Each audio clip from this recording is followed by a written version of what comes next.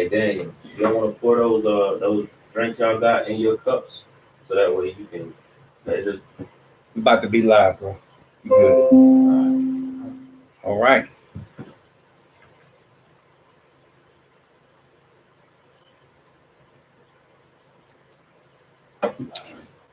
press start recording. You ready? Go ahead.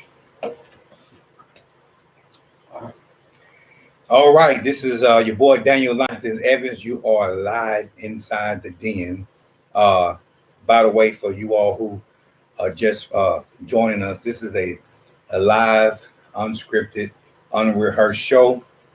And we are actually talking about all type of things. And today is episode 2. I have a very special guest with me today. This is my engineer. This is Caleb Vigil, and we're gonna be talking about some computer topics. This guy has been doing computer programming and computer work for over 20 years, and he is one of my go-to guys when it comes down to all things tech savvy, things like that. So you're inside the den. So just to start it off, Caleb, tell us over the last 10, 15 years, how has your expertise had to be changed and advanced in the field of computer programming? Well, for the last 10, 15 years, it's mostly being knowledgeable and as far as technology being released every couple months. A lot of it has to do with knowledge, really. Hands-on, you can always learn. Hands-on, you can always learn momentarily, but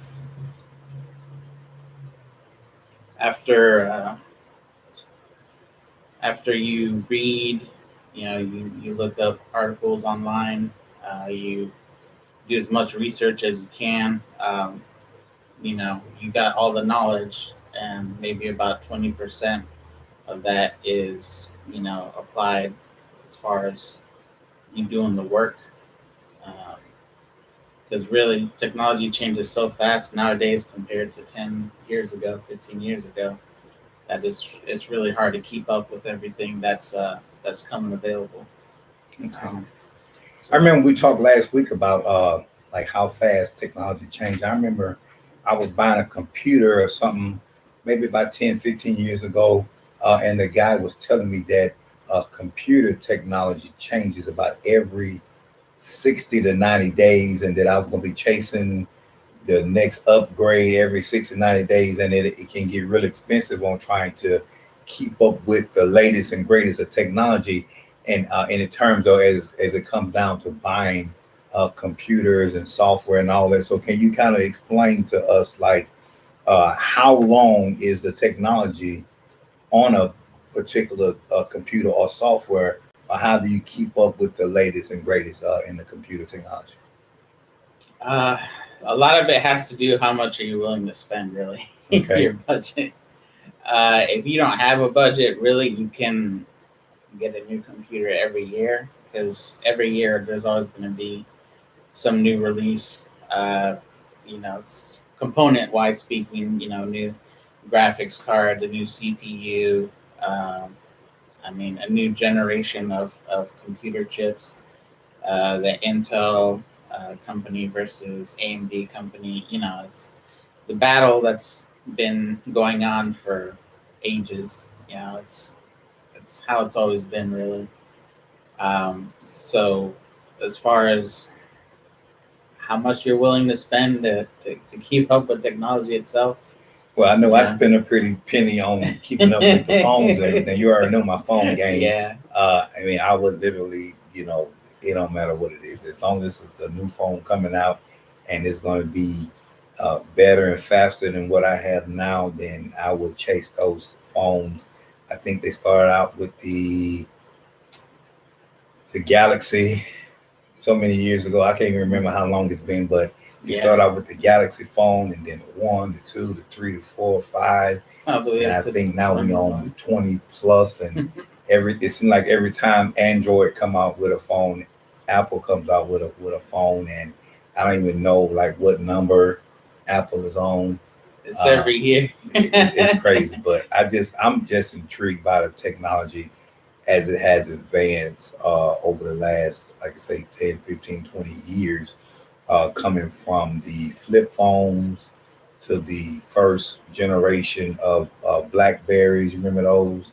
And then the Razors, and then the Droids, and that's kind of been like a real interesting like look back on technology as it pertains to uh, the phones being smarter and faster, and then some of them smaller, and then you got the Androids that seem to be getting bigger every year versus smaller. Uh, I'm still waiting for, and maybe you can help explain to me if this is ever going to happen, but I'm still waiting on the Google Glass to come out. You know what I'm talking about? Well, the thing with Google is they like to perfect things. That's why you don't see like a Google Pixel 9 or Google Pixel 10 or 11 or 20 like you see with the Galaxies.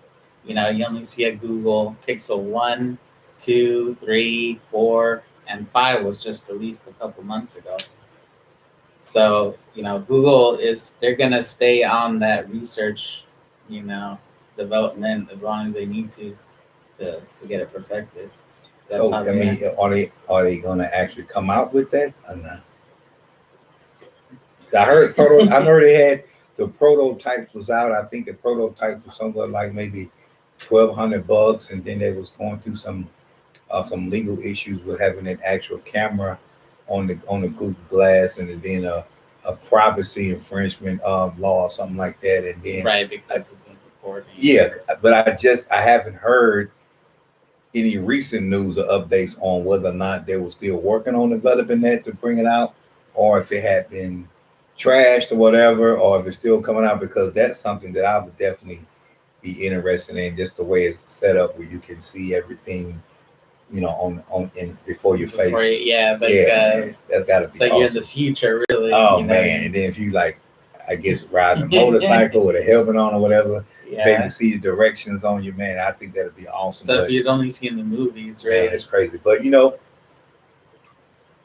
technology gets better and better every year. And like I was talking to you before, there, and then this is just my thought, that it looks like they're trying to make the phones smart and high tech in a way that they can mimic the computer. So if Yeah. you are doing business at your home or your office, and you have to step away from business, then you still have the availability to use your phone, and you can connect your phone.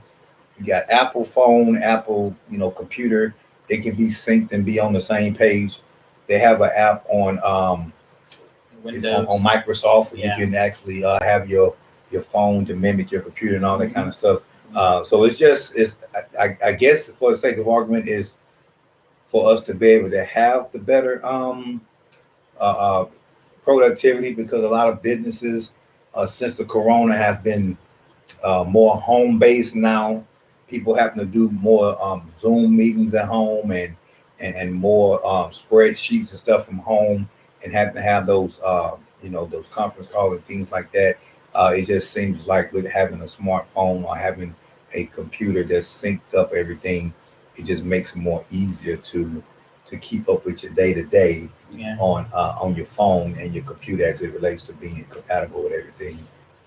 Yeah, that's pretty accurate.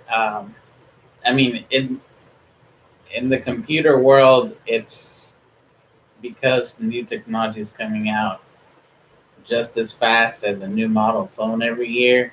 Um, I mean, it's a close race. I mean, it's getting there where phones can be, you know, almost used the same as you would a laptop. You Mm-hmm. know, like the model that you got, your personal phone, kind of mimics a little bit the laptop where you got, the flip up screen, and Mm-hmm. you got your keyboard that's kind of like your screen, uh, and you can use both screens if you wanted to, or you can use just one screen for your productivity, one screen for your typing or media. So I mean, it's crazy what the human mind can invent. Just to Well, try to actually, reach a that I certain mean, goal. I guess they are trying to make the computers, mimic the human brain. And I remember watching a movie. I think it was what's the name? It's an Arnold Schwarzenegger movie. I think it's called Sixth Day or Seventh Day or something like that. You ever seen that movie before? No, not that. I So- mean, I've seen like the Terminator movies or the Skynet. Well, so all my movie buffs out there, if y'all watch movies, y'all can probably figure out what I'm talking about. But I think it's called Sixth Day. It's an Arnold Schwarzenegger movie. They have this machine where they're actually able to clone the human, right? But how they get the memory like cloned is they have some type of chip that can that can record your brain waves and record your dreams and thoughts like that, so that whenever they do clone the new person, they can like already like transfer the memories and thoughts of that person into the new clone. And I've always been a real stickler of like lucid dreams and dreams and it come down to that kind of stuff. And I've always said that one day I want to invent a machine that can record dreams and then be able to turn them into some type of motion picture or a movie or something like that. Yeah. I just been a dreamer all my life, and I know that the technology is there to clone organs and things like that, and cloning sheep and things like that. Um, I just think it'd be very interesting to be able to have a machine that can record dreams and things like that. And I believe that they making these computers trying to mimic, the human brain, and that's really complicated the way God created everybody with, individualities in the brain, and be able to read somebody's thoughts. I think that'd be too dangerous, especially if you're doing the police work and you try to interview a killer. You want to know where did he bury the bodies in? Well, I'm sure there's some good and bad uses, on each, how that would work out. But yes, I mean, it's pretty complicated. Honestly, the most powerful computer on the planet is your brain, Oh yeah, because there's nothing in existence right now that can work the way That your can brain mimic the works. ain't that crazy, man? Mhm. But we still trying. Yeah. So give me like your prediction over the next 10 to 15 years as it relates to the advancement in technology in the computers and with these self-driving cars that's supposed to be safe, and some of them are causing accidents and all this kind of stuff. Oh, yeah. Even the cars that come with their assistance, where if you swerve out of the lane, it'll jerk you back into your lane and things like that. I was driving one of those cars and I kept getting irritated because every time like you would get to the edge of the road, it'll like jerk. But what if I'm trying to make a fast maneuver? I'm trying to, it just seemed like it'll restrict you from doing something that could potentially save your life versus, like automatically jumping in and try to bump you back in your lane if you swerved off. So give me your ideal, your prediction, what you think in the next 10 to 15 years for prediction of the technology advancements on these smart cars, phones, computer and technology. And even I want you to touch on your thought about the technology advancement as it pertains to the currency.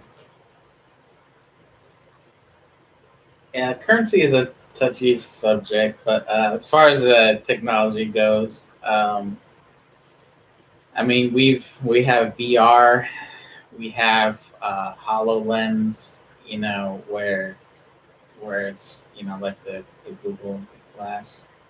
I mean, Microsoft is the one, in my opinion, that really perfected that early on. I'm not saying it's perfect, but in about 10, 15 years, I would say we would be at a point where we could wear something similar that would be part of our daily lives, where maybe something implanted in a certain part of our body, where we would use on a daily basis, really, to like we would use a phone, you know, Google Maps, or call someone, look up someone's information, uh, play a game virtually, all from yourself, your head.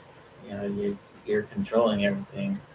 Um, it's I'm not saying we're there yet, but if we're talking about maybe in 10, 15 years, as fast as technology is going, um, I'd say, the the races for the, well, we'll say the chip races, the technology races, it's always going to be there. I would think between, it's either going to be um, Intel, or it's going to be AMD, as far as like computers at home, computers at the workplace, laptops, things like that. That's always going to be pretty much the same game. It's something's going to come out better. Uh, it could be just like the Hololens. You got images popping out of your laptop screen that you can control with your gestures, with your movement. You can pause something just by flicking your finger like that, or you can call someone just by thinking of their name or thinking of that person. Yeah, it's That'd be that'd be pretty wicked calling somebody just by thinking about them, because you might be thinking about somebody too. Well, yeah, you don't want about thinking You about know the what I wrong mean? person when you. It's already, you already got to talk a certain way to keep Siri and Alexa from, it's crazy Yeah. when you got to pronounce your words differently, because if you are trying to talk to Alexa, you can't say nothing that starts with an A. You say Ashley, you say Alex, or you say you Echo, those names pick up. But so this was, I was thinking about while you was talking. With the whole pandemic crisis, with them trying to get everybody vaccinated, um, some of the issues that they have right now they can't control, but they're working on the virtual school system and things like that.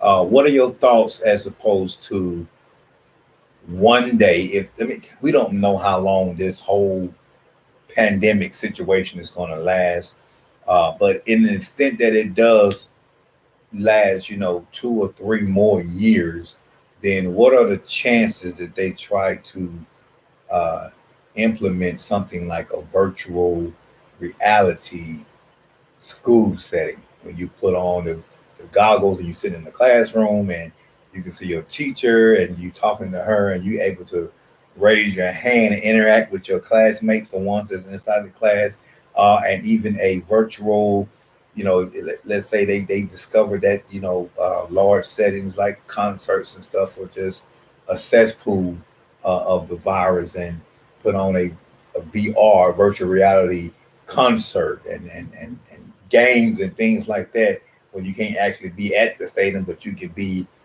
at the stadium virtually. Like, do you see anything like that? In the world of technology, what you're doing right now, computers, do you see anything like that transpiring to where, we have to be able to live our everyday lives, and in certain aspects of that VR? Yeah, yeah. I easily, I would say, um, when I'm a big fan of anime, and I watch a lot of Japanese shows, and Anime, what kind of it's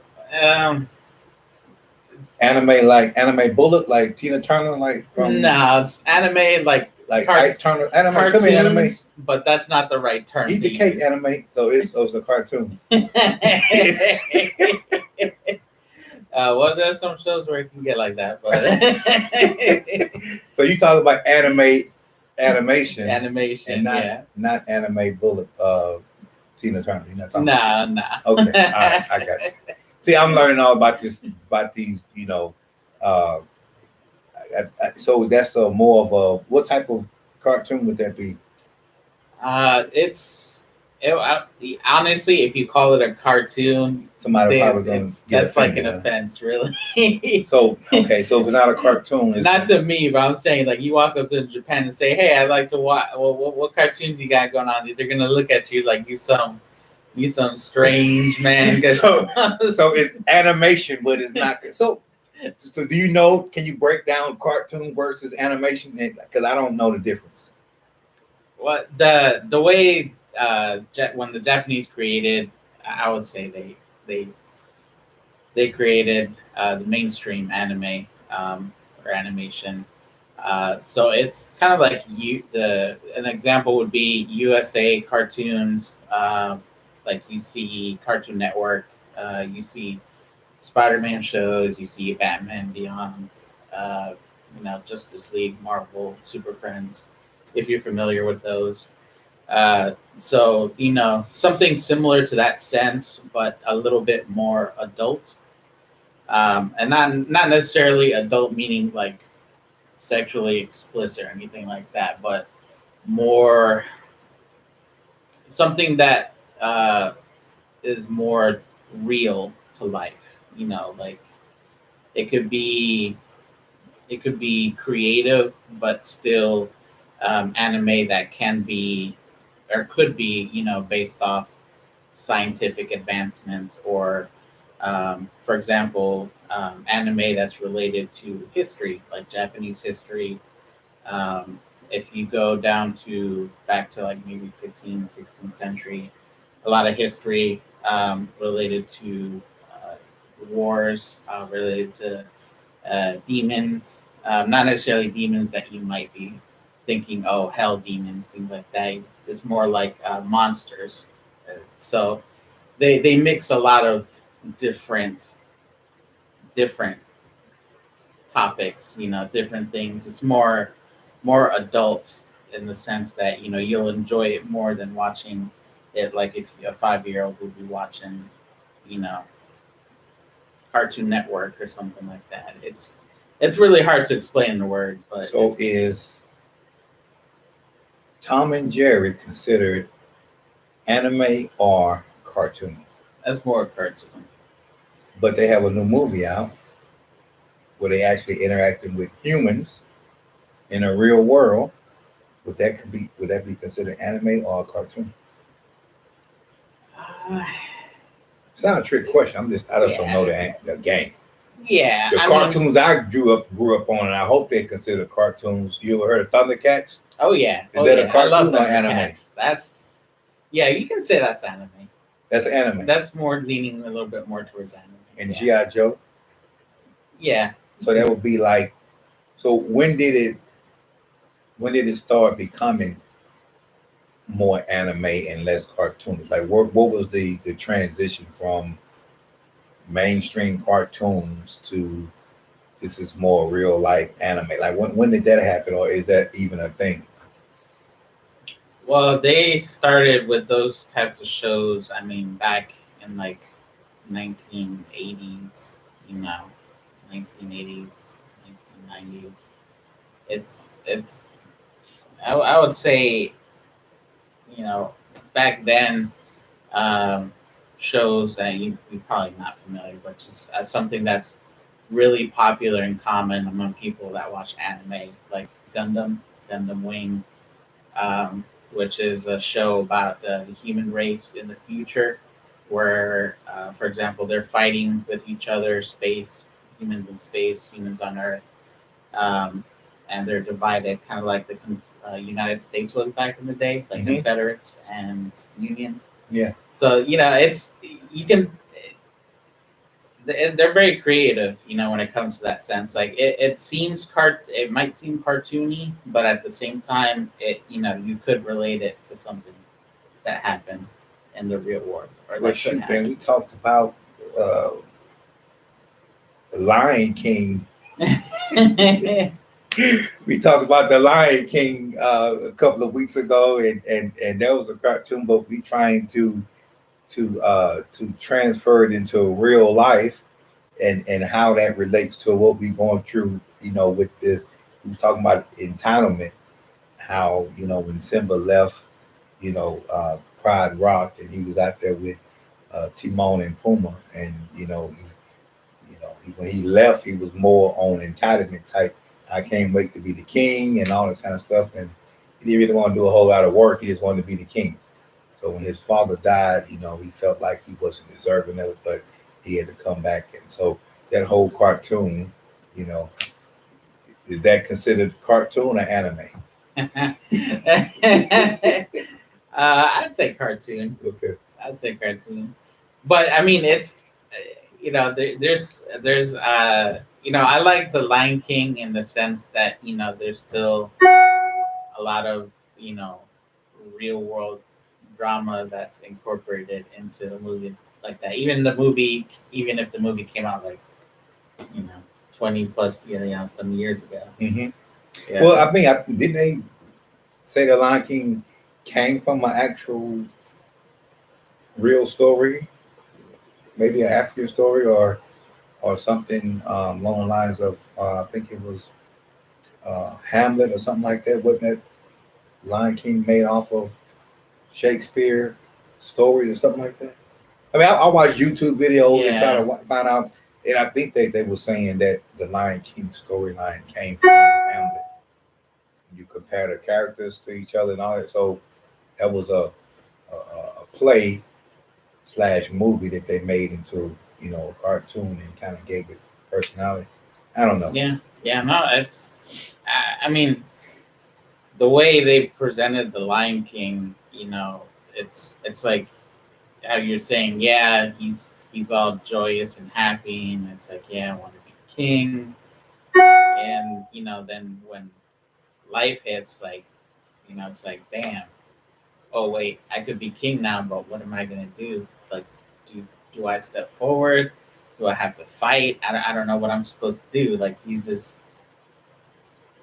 broken down, and that's in real life. When you got something big in front of you, you're like, I can get it now. I can grab it, and then you try to go for it, and then you freeze, and you're like, wait a second, is this how it's supposed to go down? Like, do I have to fight? You know what? It's ironic you say it, because I was talking the other day about are you chasing your dream or chasing your nightmare? Did you see that? Yeah. So, and the whole point of it was, you could be chasing something for a long time, and once you get it, do you know what to do with it? Do you know how to maintain it? Do you know how to grow it? And if it's something that you can't handle, it can be easily turned into a nightmare versus a dream. Mm-hmm. But you saw the old Lion King, the cartoon from '93 or whatever? Yeah, I saw all those Disney Did you see the new one, the movie? It came out in 2020. The animated, the more real. That one, no, I did not. So you need to go watch that one. I do need to, yeah. Because I've been wanting to. In my mind, I mean, I enjoyed the new one, but they had a lot of people saying that they didn't like it because they changed the dynamics of how they made the lions look more real versus the cartoonish. Mm-hmm. Like, you didn't see Simba walk around smiling because it looked like a real lion with the way they made it realistic. I enjoyed it because I don't expect to see a lion in the jungle or for whatever matter smiling. So him having a real look, it kind of made it look more real to me. But people have their own opinions. But the cartoons that I grew up on, Thundercats, I have seen the remakes and all these different cartoons. They turned into movies. They turned G.I. Joe into a movie. They turned Power Rangers into a movie. They turned the Transformers into a movie. And when these movies come out, I'm like, man, these are nice movies. I'm still waiting on my movie to come out. I'm waiting for the Thundercats movie to come out because that's the cartoon that I grew up on. When I was coming up, I remember being sick from school and couldn't go to school. I had to go to my auntie and my uncle's house and watching Thundercats while everybody was in school. That's the cartoons that I grew up on. Yeah, those good cartoons only came out while you were in school. Yeah, some of them came out when you was in school, and then when you got out of school about 3:30 or whatever, then you had, some other ones that come on before you got your homework done. You go watch your show and all that kind of stuff. But I mean, all of that to say this, that we have advanced over the last 15 and 20 years technology-wise when it comes to even just watching cartoons. Now you can watch your cartoons in anime, version of it, where they take it more like a clay form versus the cute cartoon looks more like a, you know what I mean? Like the whole clay. More clean, more refined. Yeah. And I really think that for the sake of, the Lion King and the Jungle Book, they made it into an actual motion picture. The Aladdin, they're coming out with the Little Mermaid movie and all that kind of thing, because these are the cartoons and the things that we grew up on back in the 80s and 90s. If you ask a new millennial, kid about a Little Mermaid, they ain't gonna know what you're talking about. Pocahontas, they don't know nothing about no Pocahontas and them.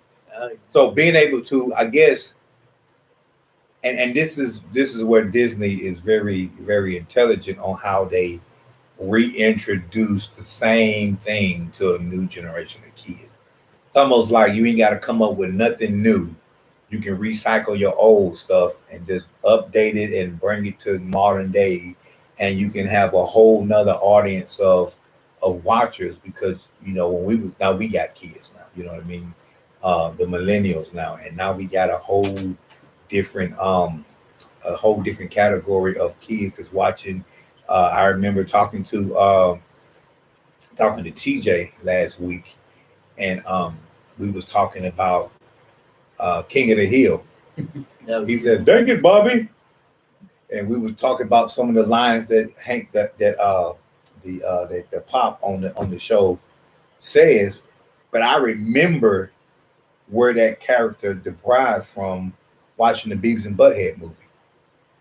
You remember that cartoon? Oh man, I love Beavis and Butthead. But you remember the movie, right? At the end of the movie, they had is his name Hank Hill, right? Hank Hill, yeah. Hank Hill and his wife, that was in an RV, and it was characters that identical resembled him.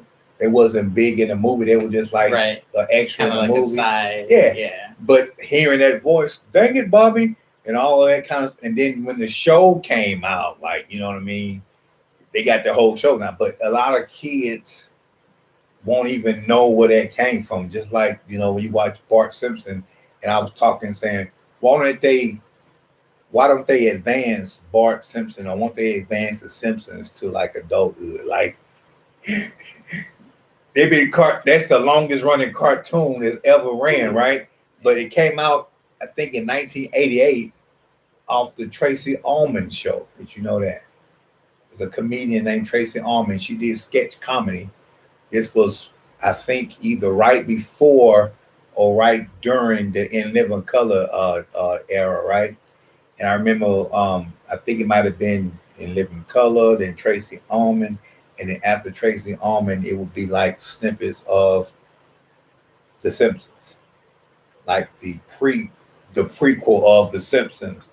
Bart looked real sketchy looking, you know what I mean? And then when they came out with the actual full Simpsons show, that's what you see today. But The Simpsons have been praised for their way that they predict the future. People thinking that The Simpsons do time travel. And if you watch the video, my God, they have so many different instances that happen on The Simpsons. And it's accurate. Yes. So you figure, like, where is all this coming from? You know what I mean? But I would like to see some of our childhood cartoons advance into adulthood. Like, what would the Rugrats look like if they were all adults? What would the Simpsons look like if they were adults? Just, some of those type of things to really, I think that's what creativity really comes from, being able to take something that you started and then let's make something more of it, and then still have relevant content as it relates to today's time. You know what I mean? Because you see Lisa Simpson with 3 kids and working an office job, and We want to see how Bart Simpson turn out after he's been so hard headed all these years. Well, they did do a couple episodes, yeah, whatever. Yeah, they did. Well, They I gotta did. watch those episodes. I did see a couple of times where they had like some adult moments, but like let's carry the show for the next generation Yeah, and grow them up yeah. to see what their life would be on a different path or this. So because kids, they mimic what they see, right? If you was a kid growing up in the 90s and you watch Bart Simpson on TV and Eat My Shorts, man, or whatever, and you like, what, don't let never happen to Bart Simpson. So why I got to be right. So let's show y'all what Bart Simpson life turned out because he was hard-headed. And let's watch this show. Probably some potheads. You think he would have been a pothead if he had Yeah. been grown? Oh yeah, I say he'd be straight up pothead.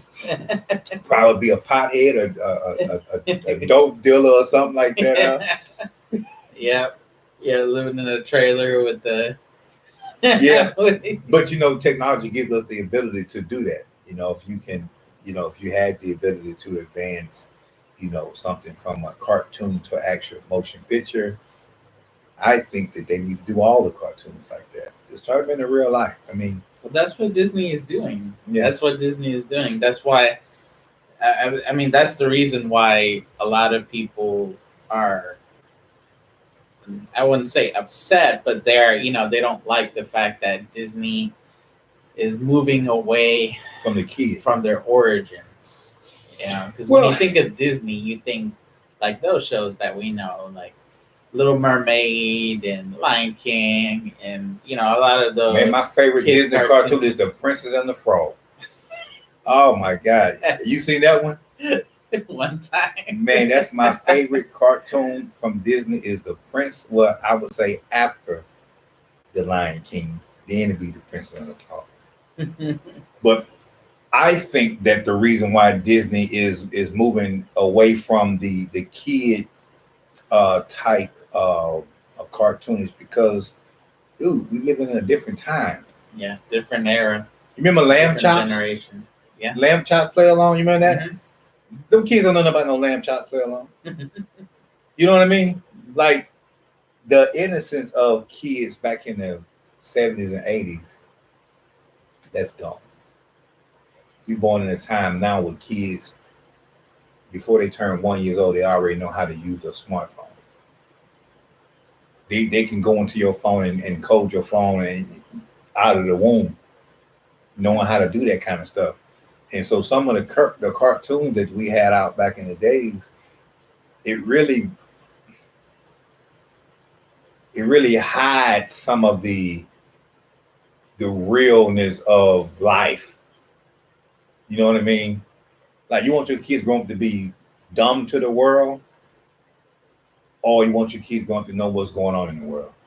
So they remaking these movies to kind of make it go along with the advancement of the children as it relate to, you know, what we were when we was coming up versus where they are now.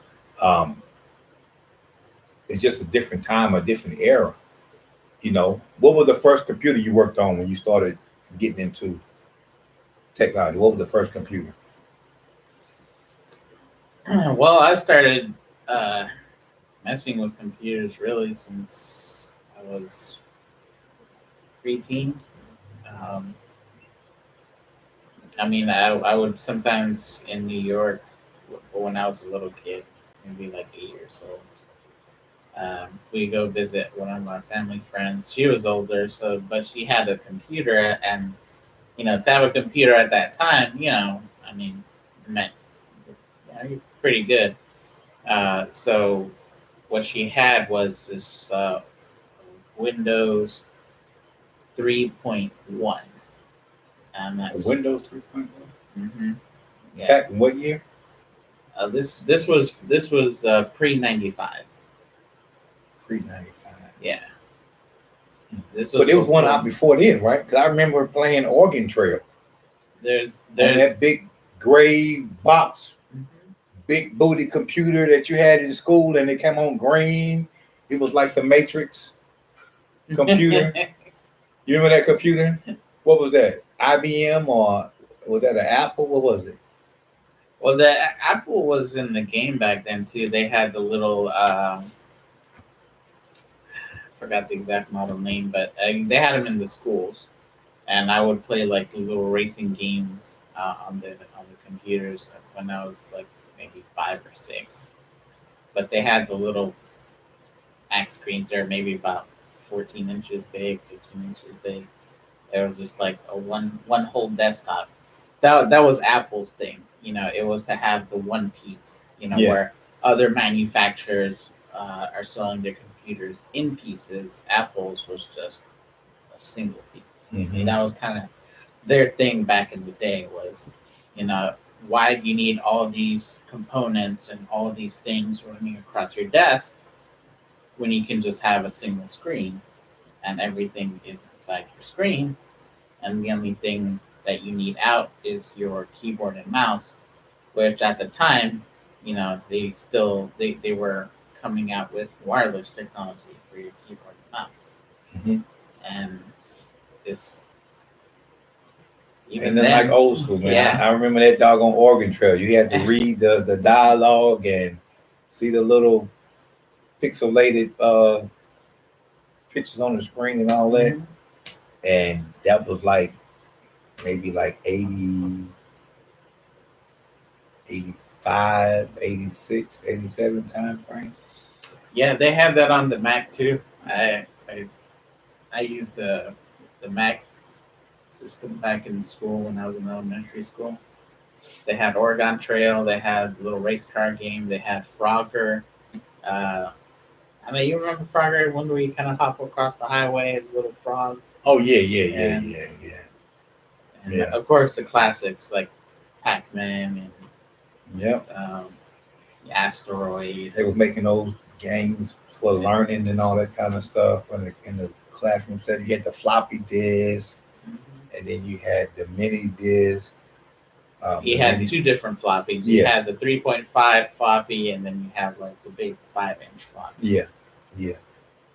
But technology has changed, a lot since then, from the Atari And the zip disk. Yes. You're like, Yeah. oh my god, 100 megabytes in this disk. I can't believe I can fit so much data. Man, you remember when they went from, I don't know what bit Atari was, but then you went from Atari to Nintendo, and then Nintendo, you went from the 64-bit Super Nintendo to all these different advancements in the games, and every game, the graphics, enhanced tremendously. And Sega. Huh? Sega was a big one. Sega. You had Atari, you had Sega Genesis, you had the Sony PlayStation. You probably had all of them, man, didn't you? Nintendo. I've owned a lot. It was Nintendo, but my dad used to call it Nintendo. Y'all on that Nintendo game. We used to be on the Nintendo. Yeah. I remember I was walking in Manhattan. I was with my dad. As far as I can remember, maybe 5 years old, I guess, when my brain started remembering things. Because there's a time where you don't remember nothing when you're like a baby. Yeah. But shoot, man, I was telling somebody my daddy was the first person in my house to save the princess on Super Mario Brothers. We was at school, and he had just got he got hurt from his job. He worked at a shipyard.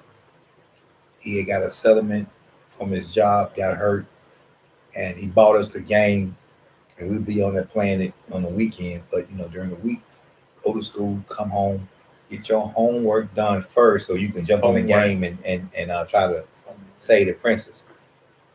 Man, I remember he was picking us up from school, and he was like, "Guess what?" And we were like, "What?" "I saved the princess. I beat the princess." I'm like, "You beat the princess? You beat the game?"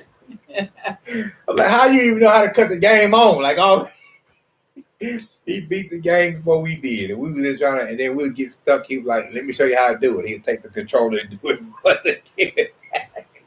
Hey. That's what's up, man. Now, though, they got the games out now, though, man. Those games are like real, man. I think probably about 7, 8 years ago. There's this game called Until Dawn. You ever play that game? What do you think about that game, man? Well, the movie that's coming out now. I don't know, but it's pretty close to the game Until Dawn. But There's a movie coming out? mhm. See, I ain't know nothing about that. But that game came out It's- like what? About like It's you remember Dawn of the Dead? Yeah. Yeah. So that movie coming out. See, when I played Until Dawn, that was like the most realistic game that I've ever played. Until Dawn. It has certain parts of the game where it actually does an auto, like a scene where it actually plays out a scene, and you don't know when the scene is over because it just your player is just standing there. And you got to make it do stuff. That game right there, man, changed my whole like perception on those games, bro. Because I think before Until Dawn, the most realistic game was probably I don't even remember before Until Dawn. Like what was the ideal game that that was the game of all games before Until Dawn. And then after that, it's been games to come out. But that right there was because it had a real actor in the game. What's that guy name? He actually played in that movie The Little Things with Denzel Washington. Yeah, Google that. That guy that played in The Little Things. He was in the game Until Dawn, and seeing his character in that game, like that was like the realest thing. I actually started. What's his name? It was Rami Malek, Jared Leto, and Chris Bauer. And what? Chris Bauer was the detective. And on The Little Things. Yeah, Yeah. So is that him right on the game, right? I think it was Chris Bauer. In the game Yeah. Until Dawn. That guy. When I saw how real the game was and saw the actual actor that was in the game and see how real it was, that was a game changer for me. And now you saying they got a movie coming out. Oh, you got to see the trailer. It's it's got here. I'll put it. I don't know. You want to see it? Shoot, yeah, I want to see it. I tell you, watch that trailer, man. It's gonna be good. Army of the Dead. Yeah, it has the Zombie King and the other girl, the Queen. And this they're in LA. Because LA is a dead zone. After they're with the zombie infection and everything.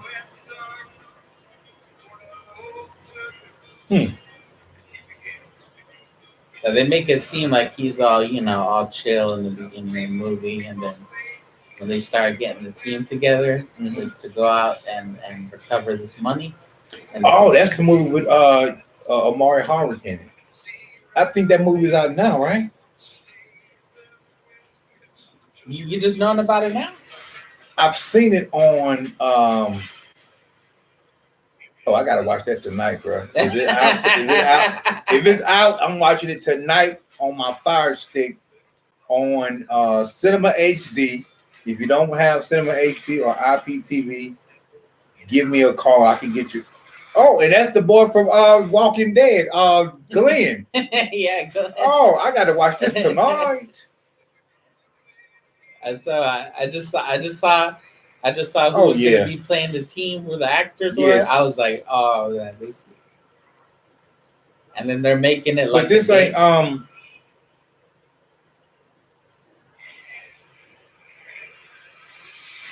And then they're making it like Dawn of the Dead.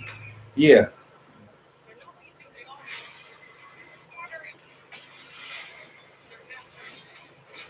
Oh yeah. Some people say that Omari Howard left Power so he could pursue other. May 21st. What's the day? The 21st ain't it? 22nd ain't it? Ain't the 22nd? Oh, it's all. Hey, look. You got Fire Stick at home? I got. If you ain't got a Fire Stick at home, hit me up. I got some Fire Sticks for you. Just to watch the movie. Just get it just to watch the movie. You got Cinema HD. You got Cyberflix. That movie is on there right now. I remember I saw the tag of that movie when I was looking, and I marked it because I wanted to see Ghost from Power on that movie. So I'm gonna watch that tonight. But anyway, Until Dawn is a game that has a group of teenagers. They going out to not a log cabin, but like the guy that played on The Little Things. His character.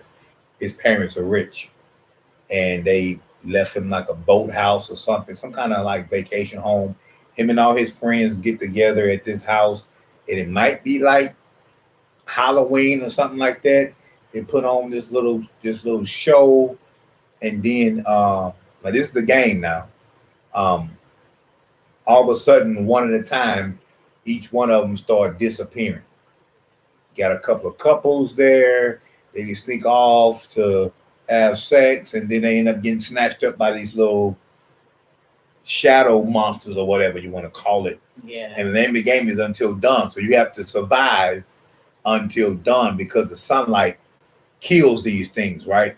And so it's parts of the game where it actually turns into a auto movie or whatever, and it plays out. And so one part of the game is a dog approach you, a little stray dog.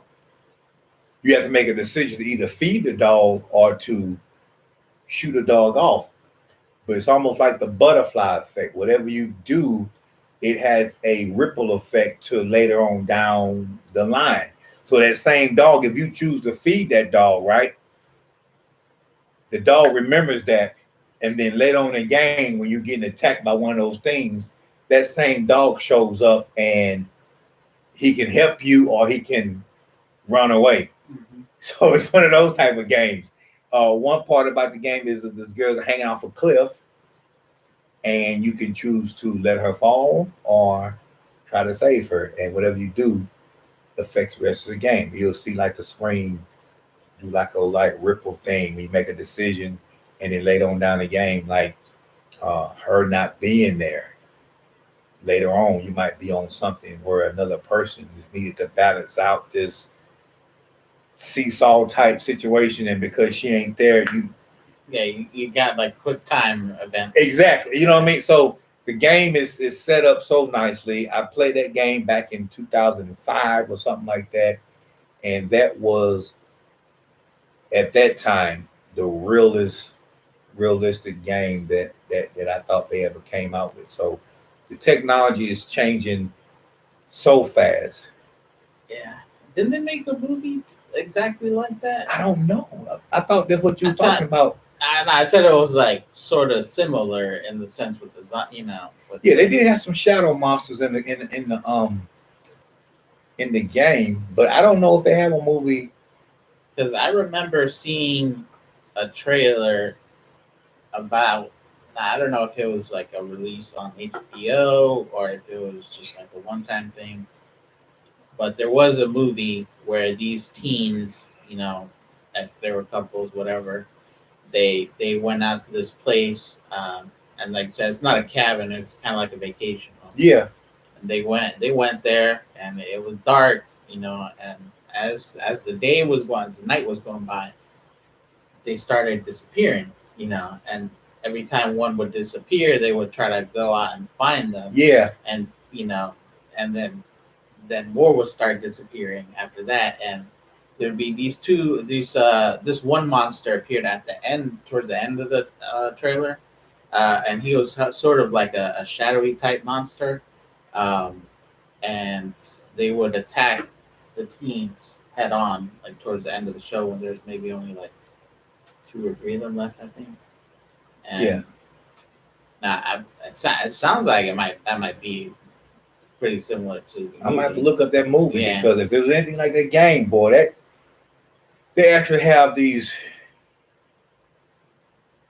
podcast shows Mhm. where they play games and you just watch it. Yeah, streamers. Streamers, okay.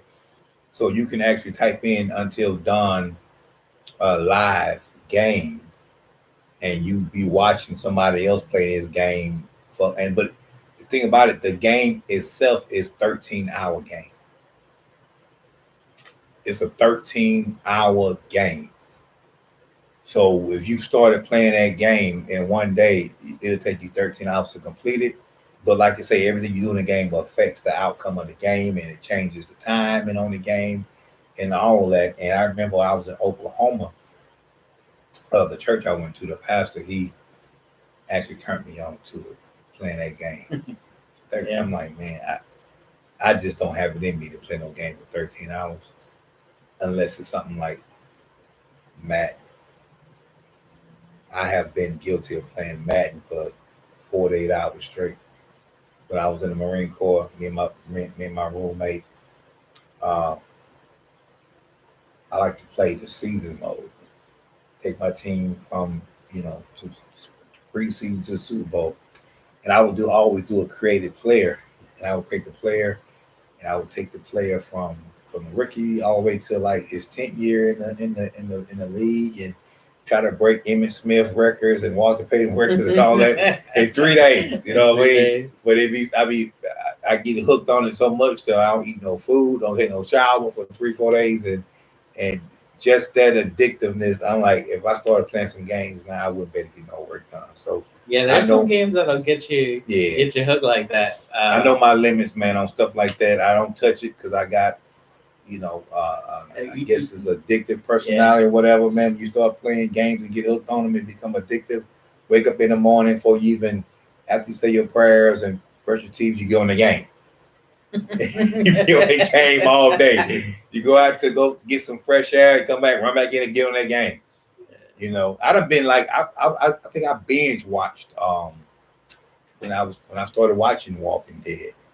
I binge watched The Walking Dead for like 4 days. I went through like the first 3-4 seasons of Walking Dead in 3 days. Just binge watching. Couldn't go nowhere. I would get an attitude when somebody called my phone and like ask me to do something. Eat. What we gotta eat today? I eat when the show go off. I ain't trying to eat right now. So just wait till the episode's over, then I get some. But then you keep going to the next episode. Like, I can't stop now. It's 1:00 in the morning. I gotta go work in the morning. Well, forget that. I'll just give me a couple hours of sleep. I'll get back up in the morning. Oh my god, I would do that. I would do that all the time with anime. I would like those with the shows, the Japanese shows that come on. They release in Japan, and then I have a subscription with a service called Crunchyroll, where you can watch the show an hour after it premieres in Japan. So I can watch it the same day. And then some shows that are already out, like if it's a show that I like, if it's a short season, like 12 episodes, and they're maybe like 30 minutes long each episode, I'll do a quick binge, and I'll finish the show in like a day.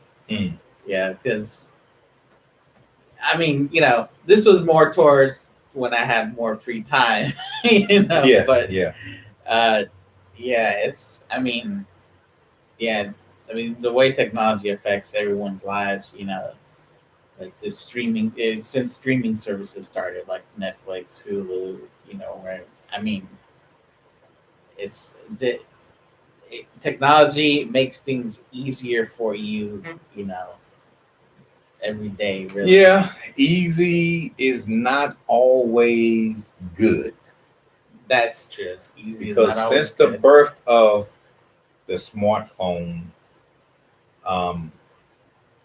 you don't have to remember phone numbers anymore. Now when you're you know, when you crack your phone or you lose your phone or you don't back up your phone, that's, you know, that's it.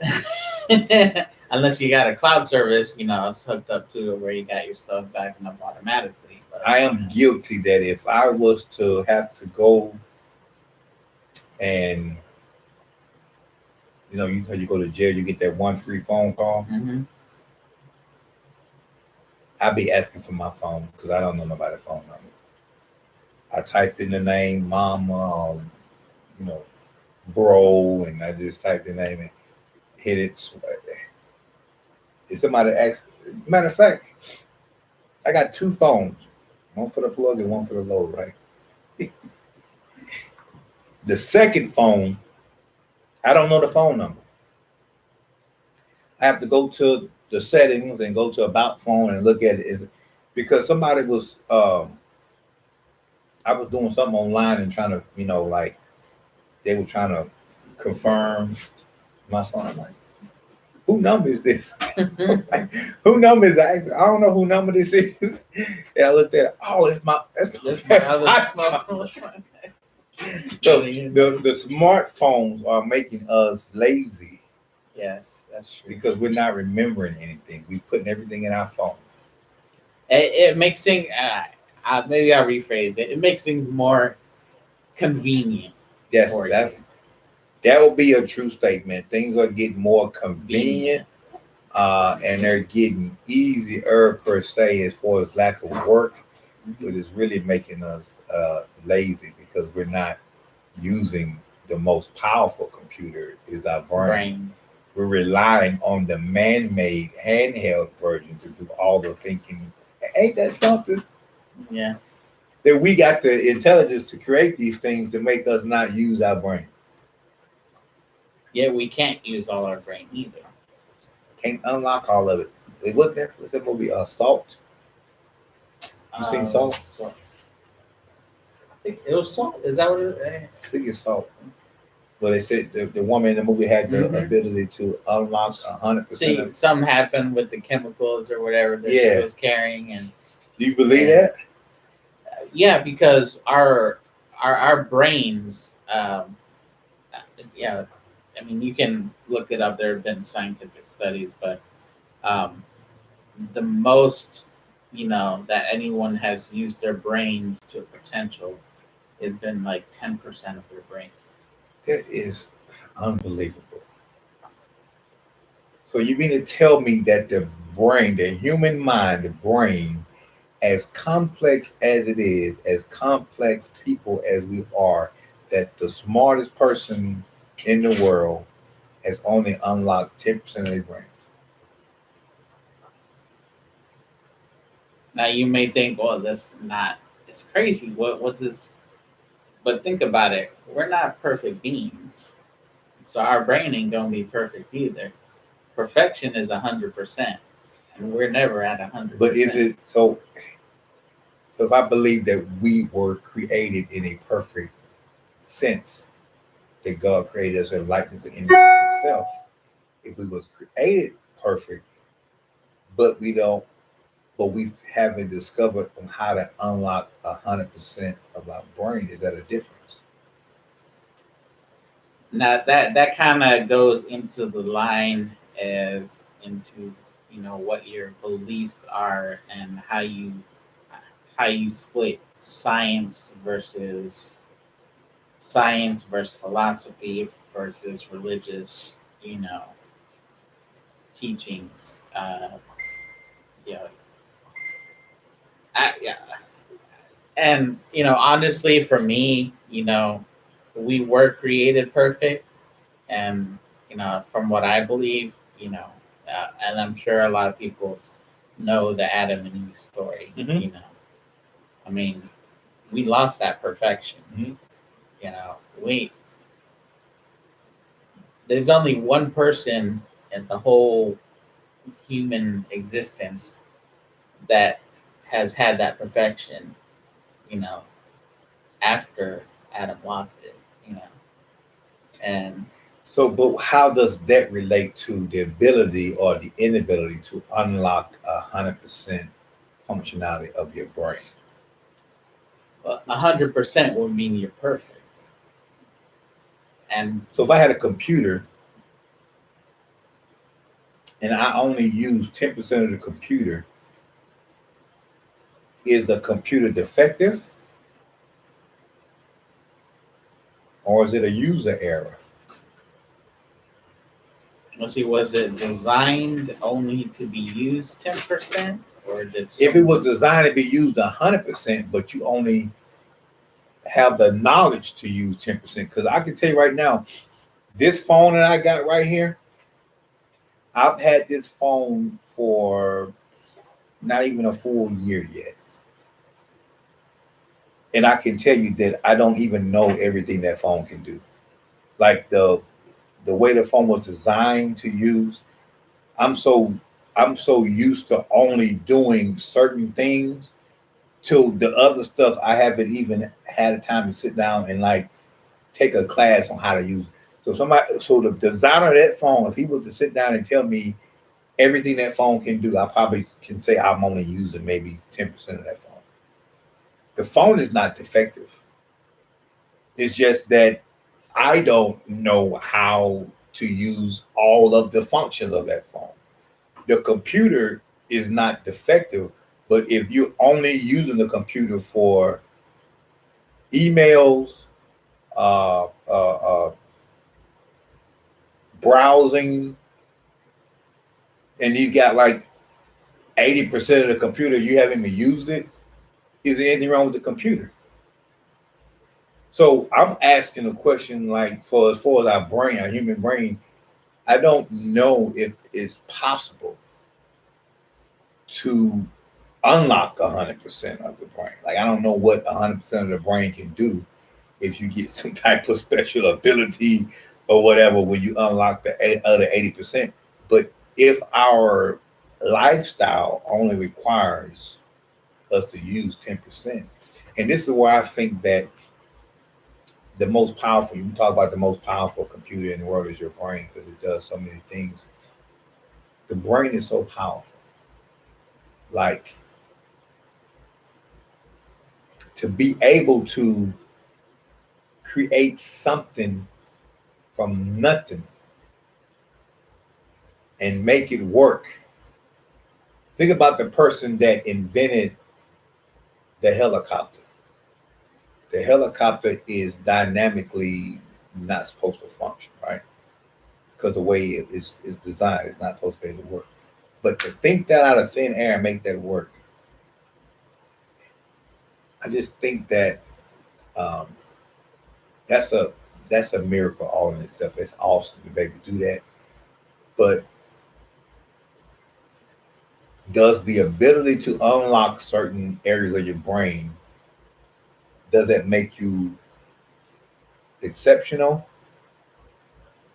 Or does it just make you see the movie oh my god, Split? Mhm. So you seen the the part two of the what's the name, what the other movie was?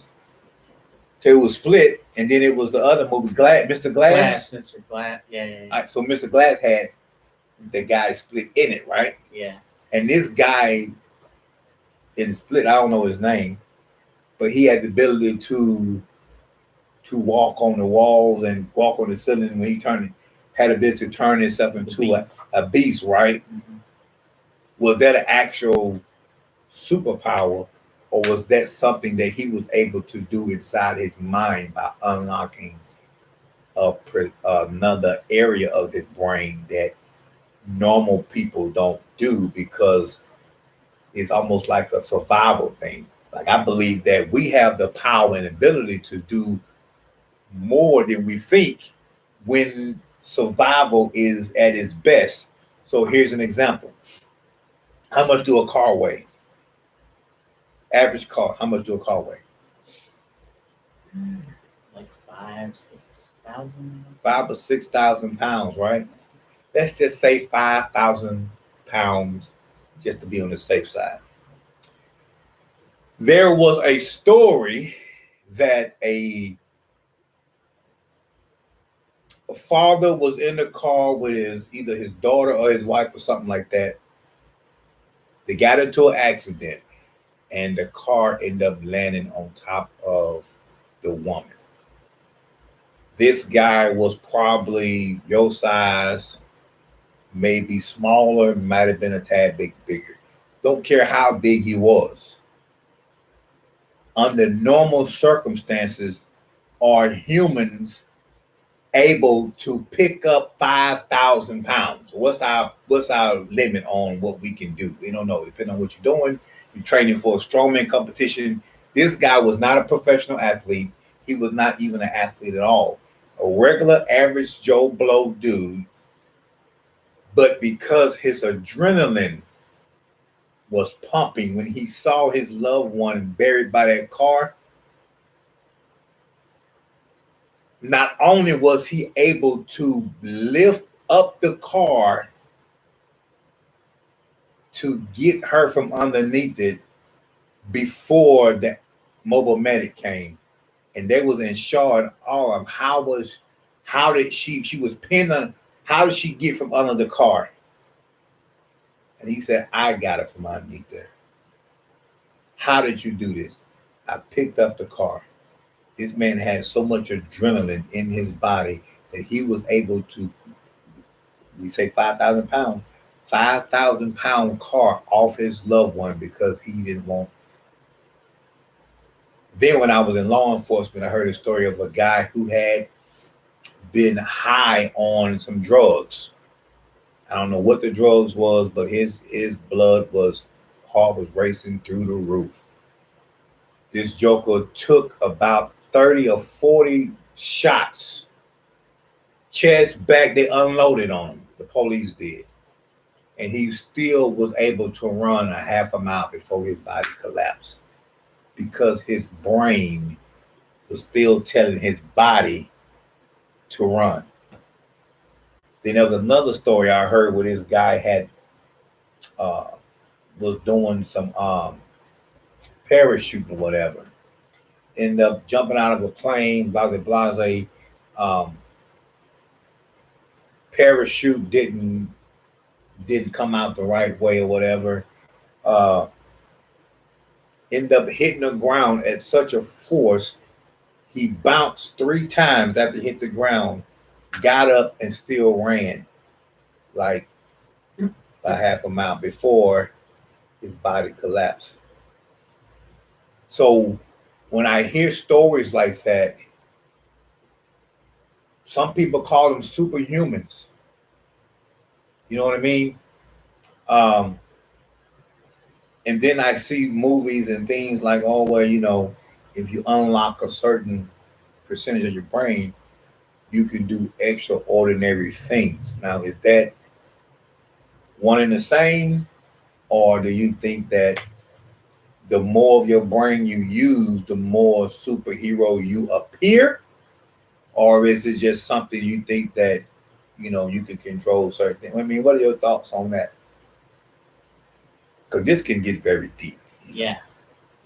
If you know, when you dealing with God and spiritual, you can't mix that with science because it won't mix.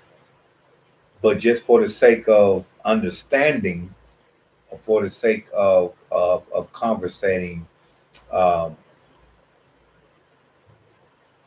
just because we don't know how to unlock 100% of our brain, does that mean that we're imperfect, or that just means that we don't have the blueprint to unlock all our brain? What do you think? Well, like you said, the conversation could get deep. Well, hey, we inside the den, baby. You know, Yeah. we can get as deep as we want to inside the den. Well,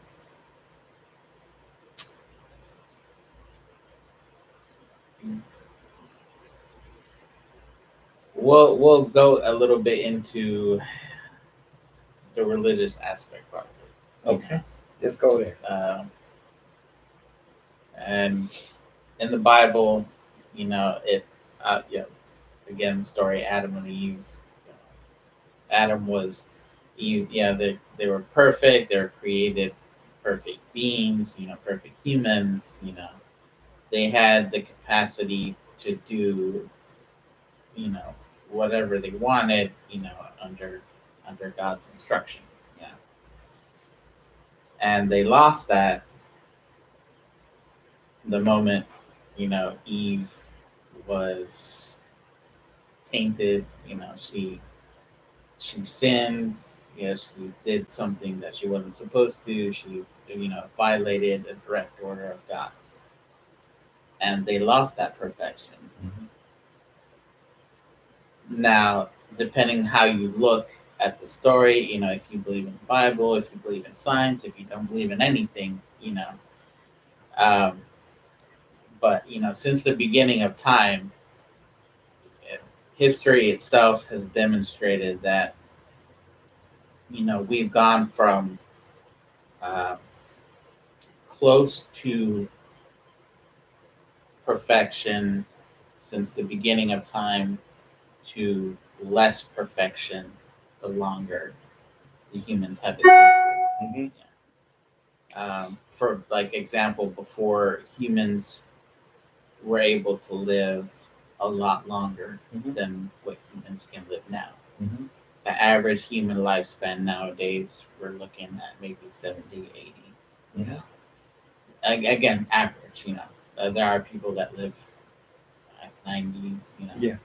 But we'll say back in the day, you had people having kids in their 70s Mhm. and their 80s. Yeah. Yeah. Yeah. Yeah. Yeah. Abraham was one of them. Yeah, exactly. And you're thinking nowadays, you're like, that's impossible, But then again, at that time in history, we were closer to, the perfection than we were now. So our bodies were capable of, you know, doing things that we're not able to do now, simply because, our bodies they weren't disintegrating as fast as they were disintegrating now.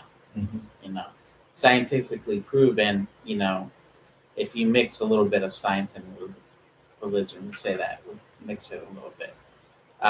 Just then as an example, people thought the earth was flat back Yeah. in the day. Yeah. Yeah. And I mean, talking like old school history back in, Greeks and Romans and back before that time, people said, hey, the earth was flat, and, there's nothing to prove them wrong. There's nothing to prove them right. That's just what was believed at that time. However, if you study the Bible and you go into scriptures that were written, long ago in ancient times, that there were the writers who wrote certain books in the Bible that specifically say the earth was not flat. Or the earth, some people would say the earth was hanging over a turtle or an elephant. Or, yeah, I don't know if you've seen those pictures before in books where they have the globe and then they have like a turtle underneath the earth, and then they have like an elephant holding up the turtle. Just lots of beliefs, Mhm. But in the Bible, it says that the earth is hanging over nothing. And this was back in ancient times when people believed the complete opposite. You know, there's scriptures in the Bible that point out towards the earth being actually round and not flat. Mhm. And this was back in ancient times when the beliefs at that time were the complete opposite, where the earth was flat. So and you can get deeper into those subjects as well. But just then as an example, you know, the Bible can get scientific as well. And there are certain facts in the Bible too that over the course of time, people have discovered that are true because they've dug up certain relics or they've dug up certain papers or manuscripts. Things that were that were written in the past that people didn't believe before, but they believe now, because they've seen it or it's been discovered or it's been translated, and it's it's a big it's a big subject. It's a touchy subject, to some people, but I just believe that according to what I've learned, what I've studied, that we're not meant to reach that perfection. You know, we lost it. You know, God is. We had that. I'm not saying us because we weren't alive at that time, but the human race had a chance. And we lost that chance. And so we can get as close to 100 or as close to perfect as we can get, but we're never going to be at 100%. I believe that. I believe that the pursuit of perfection is what God is after. The pursuit. If you really want to, and if you break down, what pursuit is actively, aggressively chasing after certain things. Mhm. So if you're in the pursuit of something, then as long as the bar isn't moved, if you're pursuing something, eventually you're going to reach that goal, correct? But what if the bar is constantly moving and so your pursuit is constantly moving? It's almost like that rabbit at the dog race where they have that rabbit running in front of the dog and that dog is chasing the rabbit because he thinks that he's going to catch that rabbit when in actuality he's never going to catch the rabbit. But the pursuit is what causes him to win or lose the race because he's racing against other dogs that's doing the same thing, right? So I think the pursuit of perfection is what God is after because you are actively pursuing something in a constant state of pursuit. Um, when it comes down to the, you know, people living longer back in the day than they was before, um, my opinion and my understanding of that is this because God doesn't live and operate in the time the way we do. Time was created to govern our days and nights and things like that. And so, if you're talking about the Garden of Eden, um, when God was talking to man, talking to Adam, and said, "Don't eat of the tree of life, for in the day you will surely die." So let's break that down for a minute. The tree of life is a tree that if they would have ate of that tree without sin, they would have been able to live forever if they ate of the tree of life. So after they sinned, the tree was cut off and guarded by, by what he had, guarded by, so that they wouldn't be able to eat of the tree of life. Because after sinning, if they ate of the tree of life, they would have been able to live forever with a sinful nature. So when he said the part about within a day you're sure to die, some theologians believe that 1,000 years with God is a day. If I say something like you're not going to, within a day, you're going to die. And if I equal a day as 1,000 years, right? Then when Adam ate of the fruit, he died two deaths. He died a natural death and a spiritual one as well, because he only lived to be 937 years, which is short of 1,000. So I mean, he didn't live a full day. Then he died spiritually because he was disconnected when he sinned, because there's no sin in God. God is perfect. So the moment that Adam sinned, God had to, the promise of Christ coming had to be put in play. And as long as he allowing us to live 900 plus years, then it's going to take forever for him to put this plan in motion. So uh, no one lived longer than Methuselah, was 973 years.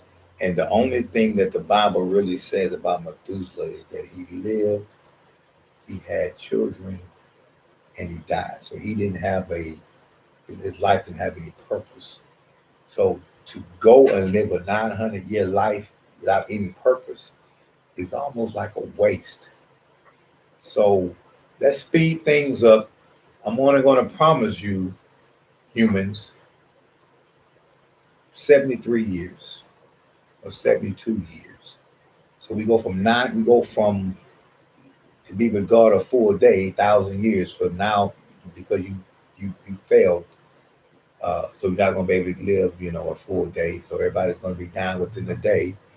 937 years, 973 years, then 800 years, 840, 830, 820, down to 600, 500 years. I believe Noah was out there for a long time before, and then Abraham had a son, and he was 70 plus, and his wife was 90 plus years old when she had the baby. Now to where we're barely able to live for 73 years. That's a huge change in the last 2,000 years, which is where, most theologians believe that we are right now within that second day of living the 2,000 year. It can get real deep. But I don't think that what we was talking about before, we're never going to reach the mark of being perfect. Jesus walked the earth and he was sinless. But we got to understand and realize who Jesus was. Jesus was God wrapped in the flesh. He was a fleshly manifestation of God. But God is never going to tell us to do something that can't be done. I remember growing up, my dad used to tell me to do certain things, and after trying and failing, I was convinced that this can't be done. He's telling me to do something that he can't even. I don't believe my dad can do this. I will fail at it. And my dad would look at me and say, if I do this, I'm going to beat you because you're playing. Yeah. And then with almost like effortless, he would do this thing, and I'm looking at him like, I've been out here all day trying to do this, and he comes in with one hand and effortlessly do this. And I remember my dad telling me that I'm never going to tell you to do something that I can't do myself. And when I realized that the truth behind that, God is never going to require us to do something that he can't do himself or hasn't already been done. Jesus is our example on how to walk the earth. The same problems that was going on in the world, the same sins that was going on in the world when Jesus walked are the same sins now. Yeah. And he walked the earth and he was able to be sinless. The only difference is everything is more flamboyant now. You know what I'm saying? Attractive. Everything, and the devil knows that his time is coming to an end, so he's more aggressive now than it ever been before. I remember before you heard about the Illuminati, it was like almost a secret, right? Certain symbols, you have to know what there are to say that this is a, satanic or symbolic, to. Now it's almost like they put it in your face. They don't even care. They're more aggressive now because you know what I mean? It's almost like we bold with it now. Back in the days, used to be frowned upon to be in any kind of closet. Whether you trapped in the closet with R. Kelly or whether you in the closet of your sexuality, now it's like a whole community, a whole movement on this movement, and it's almost like if you're not part of the movement, then you're the one that's frowned upon. You know what I mean? That's the boldness of where we are as a society now versus back in the day. Now there was two cities that God purposely destroyed back in the Bible days, Sodom and Gomorrah. And when Lot was leaving the city, he told him, "Do not look back, for if you do, you will turn to a pillar of salt." And Lot was straightforward in his vision to get out of there. And his wife looked back and she became a pillar of salt. So at that moment, disconnection happened because now if I can't look back at what she was looking at, because I'll be one too. You know? Yeah, you'll turn into one too. Either I got to keep moving forward and find me a new wife on the other side, or I just have to learn how to live without one because she was hard headed. That was almost parallel to where Adam and Eve was in the Garden of Eden, because she ate of the fruit first. Nothing happened until he ate of the fruit, because the covenant was with him and not her. But it's almost like if he would have detached from her at that point, then the story would have went a different direction. So where we are now as a society, it makes me nervous, because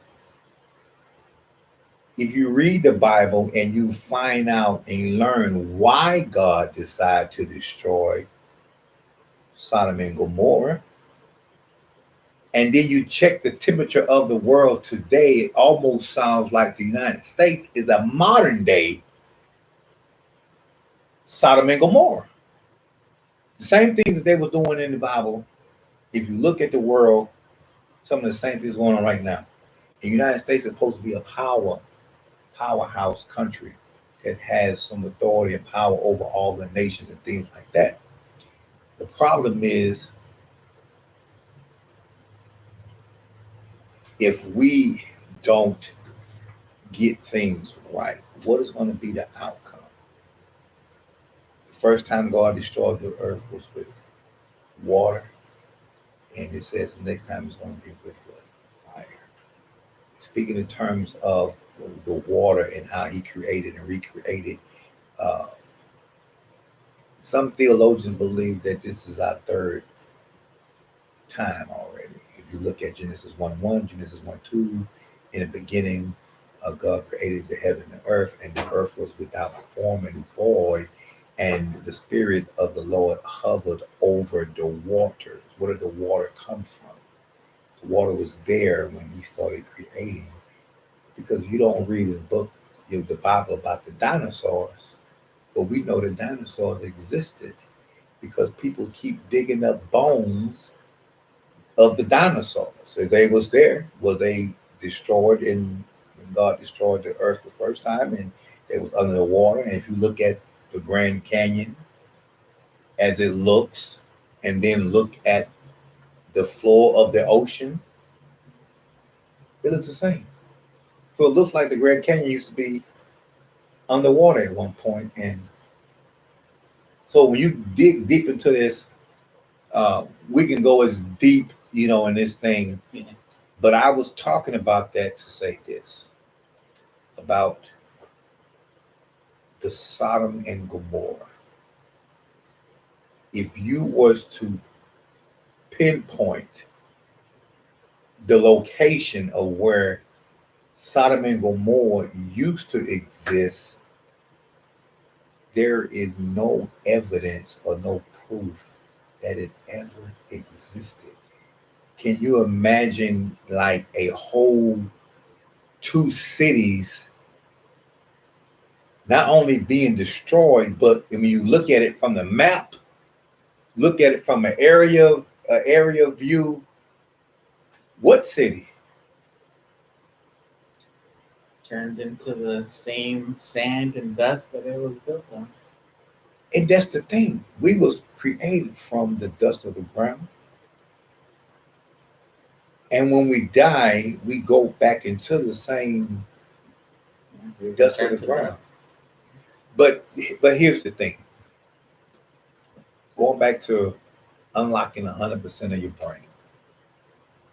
That's what we're talking about, right? Yeah. We was created in the likeness and image of God.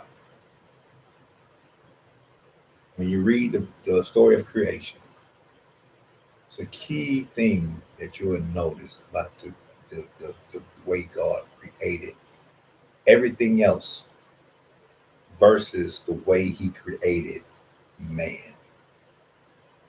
I'm going to give you a clue. When he said, let there be light, there was light. So he spoke the light into existence and it happened. Which is equivalent to us speaking things into existence. When you say, I want to start this podcast 2 months ago or 3 months ago, and you start talking about podcasts, and then a podcast happens, that's you speaking into existence. But as I was reading the story, everything that God created before he created man, he spoke it into existence.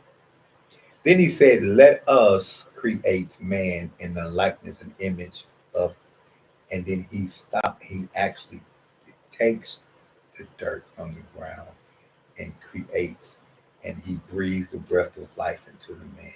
Now, he could have spoke man into existence, but why did he think he chose to not speak the man, but create the man? And when he breathed the breath of life into the man, I believe he also breathed his power into the man as well, so that when the man got off the ground, he was able to create with the same power as God. So if I want something to happen, if I'm only using 10% of my brain and I can make something happen by speaking it, imagine how much power I would possess if I was able to unlock the other 80% of my brain. Do you think that I will be able to, like we talked about earlier, think about somebody and call a you know what I'm saying? Yeah. We can travel at the speed of sound, at the speed of light in these different spaceships, but how about traveling at the speed of thought? See, when you see things like Dorothy and the Wizard of Oz, and she say, if I click my heels 3 times and say, there's no place like home, I will be home. And she clicked her heels 3 times, there's no place like, and she was at home. That's the speed of that's speaking something into existence. But what if Dorothy, all she had to do was think about home, and then she was at home? The whole song, when I think of home, I think of a place with love. Before she clicked her heels, she sung a whole song, and then she went home. Yeah. So what if we had the power to travel at the speed of thought? Like, I want to go to, boom, and he was there.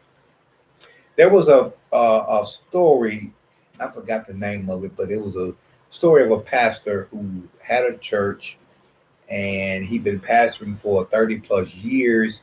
He ended up dying in the hospital, and while he was on the operating table, he got up from his body, and he goes into this second dimension with this angel. The angel escorts him to God, and he had to plead for his life. Like, I want to go back to my body.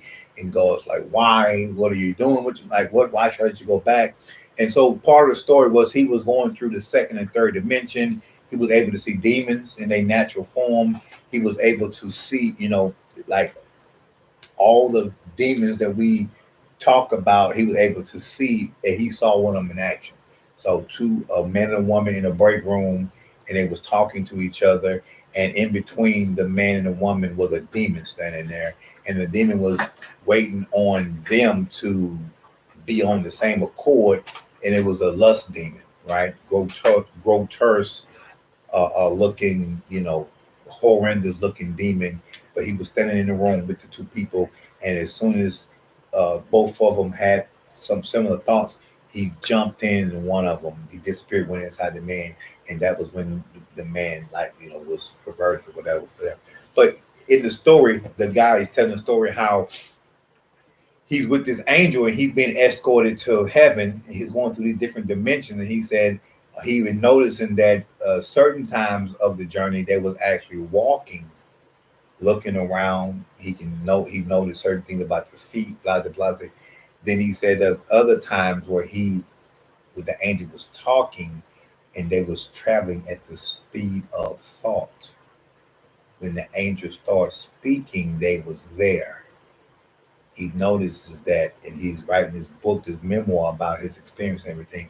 And I think that that is very significant, because if you are talking about unlocking 100% of the brain and how powerful that would be, and you relate 100% of the brain as being like perfect, which we know that we can't be perfect because we was born imperfect when we were born in sin.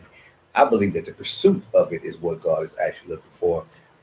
But also, we possess the ability to create something from nothing. We possess the ability to speak into existence the way God did. But I believe that being able to unlock certain parts and certain percentages of the brain would give you certain abilities that you don't even understand, because we don't have the understanding of our creator. And I think that's very interesting that you say that, because um, certain questions, certain answers to certain questions, I believe would never be answered until you go to the other side. Um, Somebody asked me, if you had a chance to talk to Jesus, what would you say, or what you gonna say when you go to heaven? I don't think the little petty stuff that we actually worry about right now.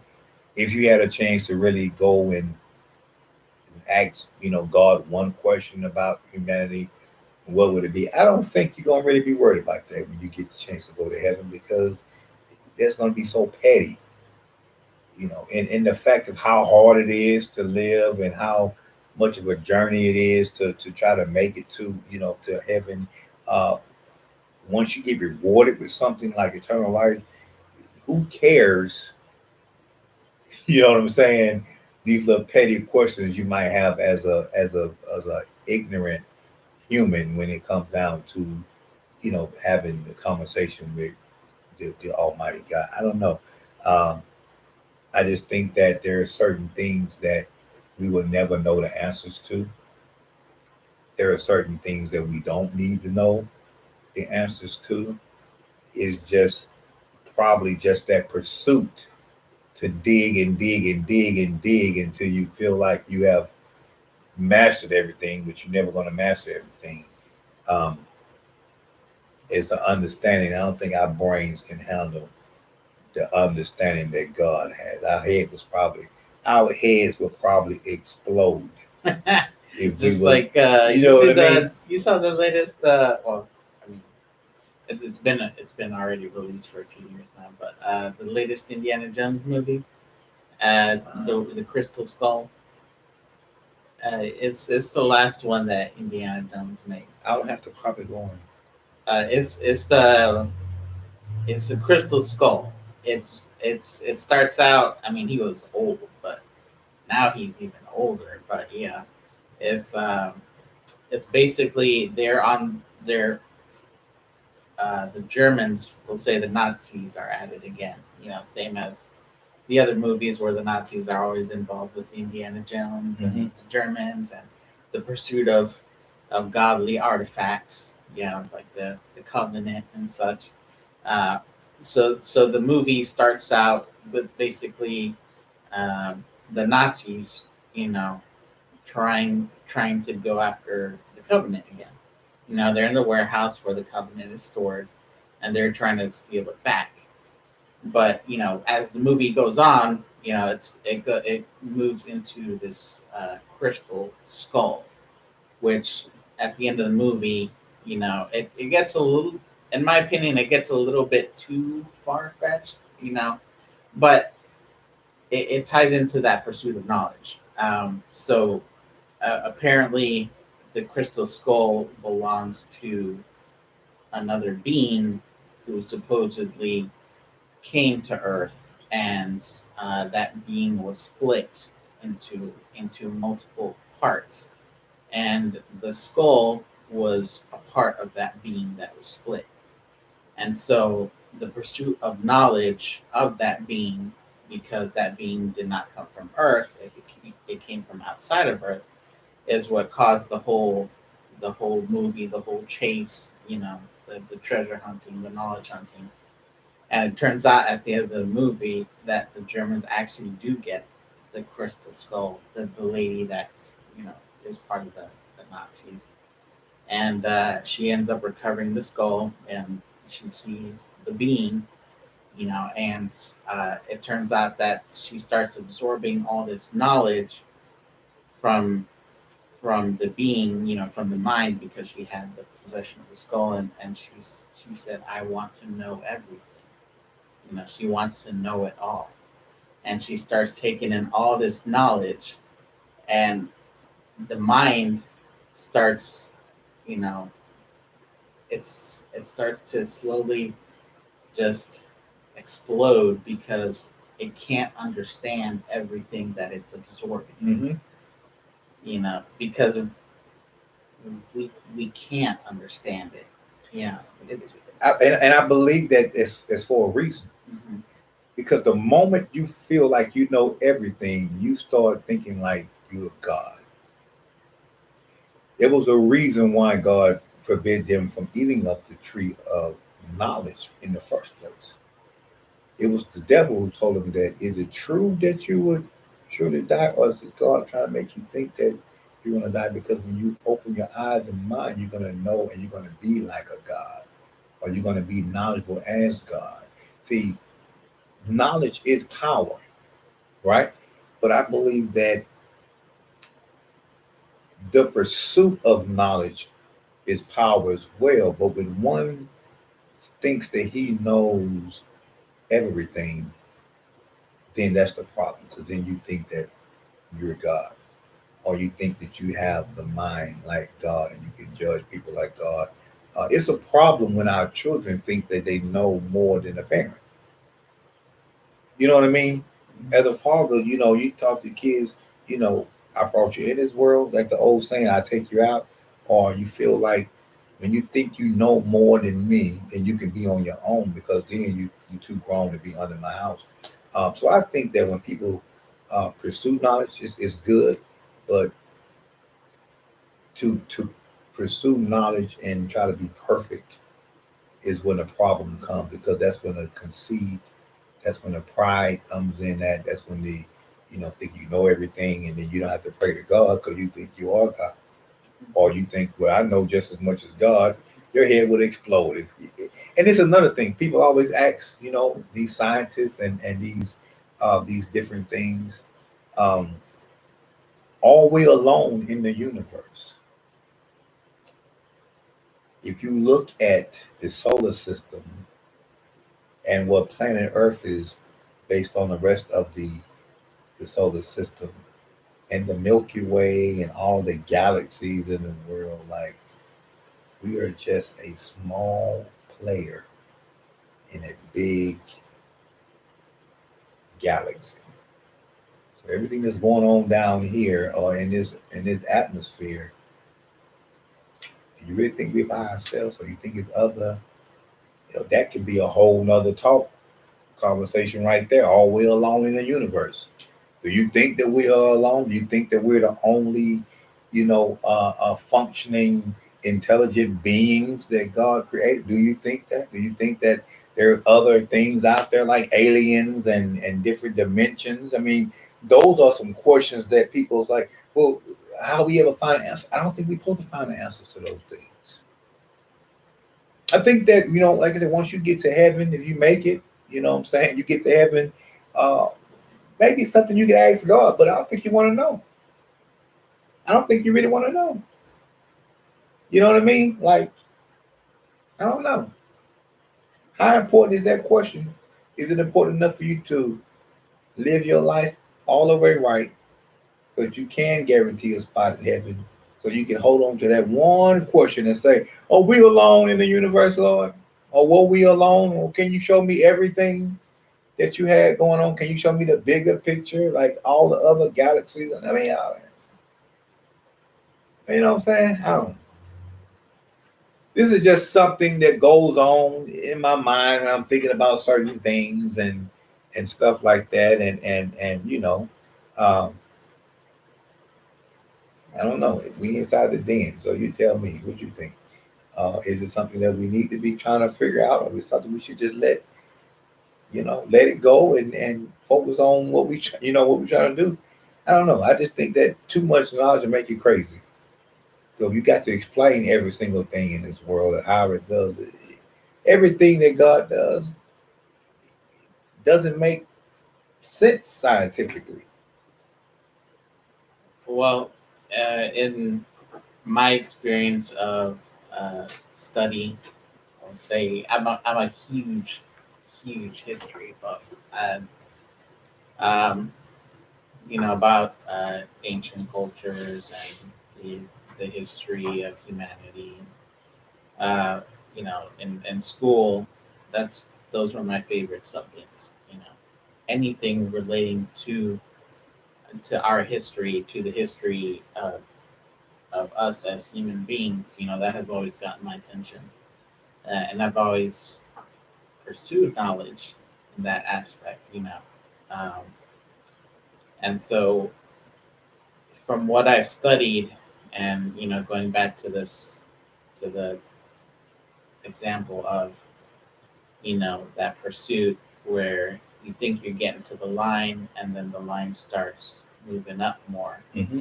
You know, in the history of man, we'll say, uh, every time we've tried to reach that perfection, or we've tried to gain, more knowledge than what we should know, or that we're trying to find out something that we shouldn't know or shouldn't be finding out, God has stepped in. This is true. The Tower of Babel is proof. God Yeah. confused their language and confused the communication so they wouldn't be able to be on one accord to reach their destination, because it's true that when we are all on one accord, amazing things happen. And I think that's what I can say. I think that it's not meant for us to know everything. And I was talking to, as I was pulling up here earlier, I was talking to a friend of mine. Matter of fact, I went to Ontario, and I was telling him about when you have an apprentice and you're teaching your apprentice your craft. Um, you never give him 100% of what he needs. You always give him 80, 75, 80%. You leave 10 or 20% for growth. You give it room to grow. If I give you 100% of what I know, then the relationship is not needed. If I just give you everything. If I spoon feed you a little bit at a time, you can always come back for more. But what happens if I give you more than what I got, or give you everything I got? Then you come back and I'm like, grasshopper, your training is complete. I have no more knowledge for you at this time. Like, I can't give you something that I don't have. I need to find somebody advanced than me so I can get from them, so I can give to you. But when you have given everything you have, there's no need to come back for the next round, because you just given everything. So in terms of being this person that's trying to pursue all this knowledge, if God was to give you everything, one, your head would explode. Two, if you was able to some kind of way absorb it all, then we wouldn't need to pray or thank him for it. It'd just be a one shot thing. And I don't know, but that's a whole nother conversation, right? So I'm gonna do this before we get off. I'm gonna do an impression. We was doing a lot of Denzel Washington last time because we talked about you want to go to jail or you want to go home. Okay, all right. So I wrote this joke about 3-4 years ago, and I said, "Well, what would it be like if Denzel Washington was a pastor of a church? What would that sound like?" Then I started going into this whole impression. I'm like, all right, okay. And he was reading the 23rd Psalms, and he say, "The Lord is my shepherd; I shall not want. He maketh me lie down in green pasture. Okay, He leadeth me beside the still waters." You want to go to hell or you want to go home, Jake? All right, okay, all right. Yeah. Sister Johnson, you want to go to hell or you want to go home? All right. You read the 23rd Psalms, okay? And you decide, is the Lord going to be your shepherd or your sheep? Huh? Okay? You're going to be your shepherd or your sheep? God help me. So that's my impression for the day. That was well done. Well done.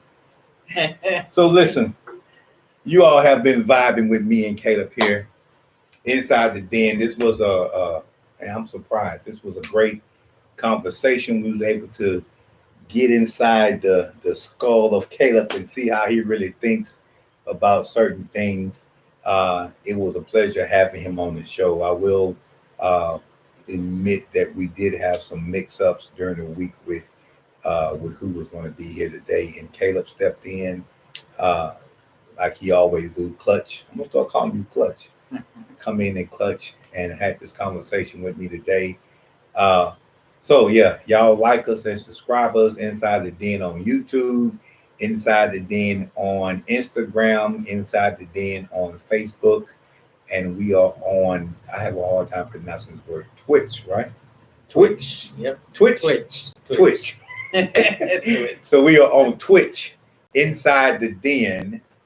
This show will be airing every Saturday at 3:30, and you're going to get a chance to hear some more conversation with us inside the den and see what we think about and what our thought process is on a certain thing. If you like the show, if so far you like what we're talking about, please leave a comment. Let me know what you think about it, what you feeling, what you're thinking, comments, things like that. I will definitely get back with you. But we definitely had a good time here today talking to Caleb. He is my engineer that works all of this equipment around here, sets everything up and everything. And we had a conversation 2 weeks ago, but it was off camera.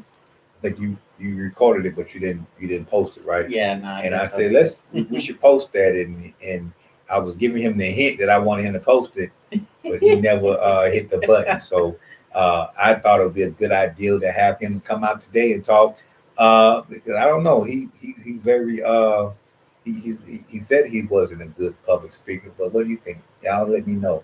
I think he did pretty good, and I don't know if I can twist his arm to get him to come back on the show again, but wave everybody. Caleb, you see everybody now. This may be the only time you see this joker here behind the camera. So it was definitely a pleasure for him to step from behind the camera and behind the computer for a change and give us a real good time. And I appreciate you, brother, for coming out. Thank you. Appreciate you for coming out and stepping in at the last minute. But yeah, that's our show for the day. This is episode 2. We will be doing some scheduling a little bit different. Juneteenth, which is June 19th, we're going to do a June 18th show. And then the 19th, we're going to do a live at the Juneteenth event. I'm going to walk around and interview some people, things like that. I have on June the 5th, I have a special guest coming from Georgia, the Statesboro, Georgia area. I'm going to be doing a show all geared toward young men. I have a 15-year-old and a 21-year-old. They are a up and coming, aspiring rappers. We're going to talk to them. I have, one of my guys, Mr. Jadell. He's a music producer. He's going to be in with those guys as well, kind of talking some hip hop music, rap language, and all that. And I'm gonna let them talk, and I'm gonna learn some things from them. So those are some upcoming shows. My best friend will be here in a couple of weeks to do a show with us. So I am super excited about the next few months we got coming up as it pertains to what's going on inside the den. So you all stay tuned. When I'm on live throughout the week, y'all just chime in, comment, and you can get off however y'all want to do it. But I definitely appreciate y'all support so far. And we will see you all next time inside the den. This your boy Daniel Lyons and Evans signing off. We'll see y'all next time. Peace.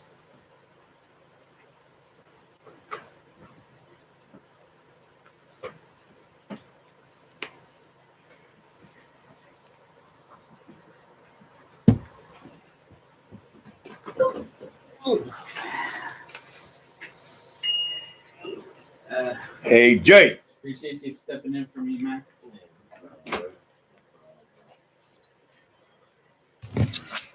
Shoot. Hey,